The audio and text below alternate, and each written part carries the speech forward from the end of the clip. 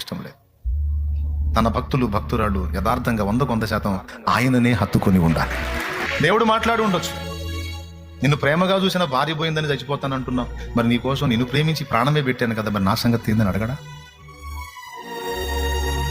నిన్ను ప్రేమించేవారు నీకు దూరం అయ్యారని నువ్వు బాధపడితే నీకోసం అసలు ప్రాణం పెట్టేశాను కదా నేను. నా ప్రేమ నీకు అర్థం కాలేదా?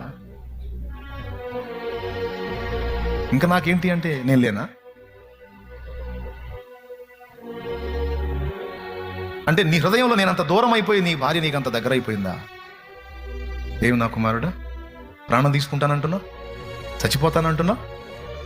ఈరోజు నిన్ను కూడా అడుగుతున్నాడు, ఏం నా కుమారి, ప్రాణం తీసుకుంటానంటున్నావు, చచ్చిపోతానంటున్నావు, నా బ్రతుకు అర్థమైందని పిచ్చి మాటలు మాట్లాడుతున్నావు. ఆయన ఇచ్చే సమాధానం, కళ్ళు తెరచి చూడు, నిన్ను ప్రేమించి నీ కోసం ప్రాణం పెట్టిన నేనున్నాను అంటున్నాడు.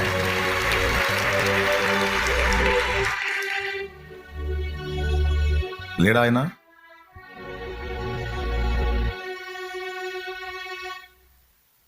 ఆయన మనసు ఎంత గాయపడిద్ది?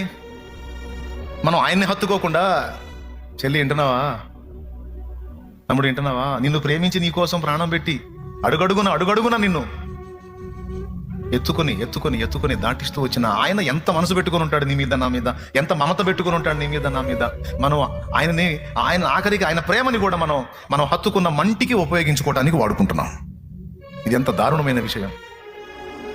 ఆఖరికి కాస్తో కూస్తో నీవు నా ఎడల చూపిస్తున్న ప్రేమ ఆసక్తి కూడా దేన్ని బట్టి చూపిస్తున్నావో తెలుసా నా కుమారుడా, నా కుమారి? నువ్వు హత్తుకున్న మంటికి ఇబ్బంది కలగకుండా, ఆ మంటి భద్రంగా ఉండాలని అందుకోసం నన్ను వాడుకుంటున్నాను. కేవలం అందుకోసం నన్ను అడ్డం పెడుతున్నావు తప్ప హార్ట్ఫుల్గా నీవు నన్ను హత్తుకోవటంలో నువ్వు మంటిని హత్తుకుంటున్నావు. ఎంతమందికి అర్థమైంది? నిజంగా అర్థమైతే ధన్యులు. ఇది అర్థమైన నేను ధన్యుని, మీరు ధన్యులు. ఈ లైవ్లో ఉన్న వాళ్ళకి ఎంతమందికి అర్థమైందో వారందరూ ధన్యులు.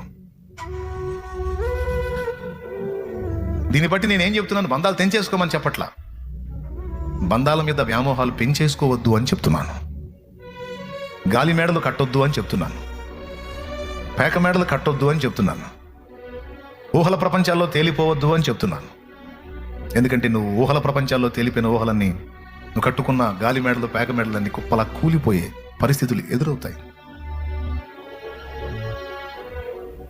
ఎదురైన నాడు నీ విశ్వాసము దెబ్బతినకుండా, నువ్వు మంటిని లక్ష్య పెట్టకుండా, నీవు ఆయననే హత్తుకొని ఉండాలని దేవుడు కోరుకుంటున్నాడు.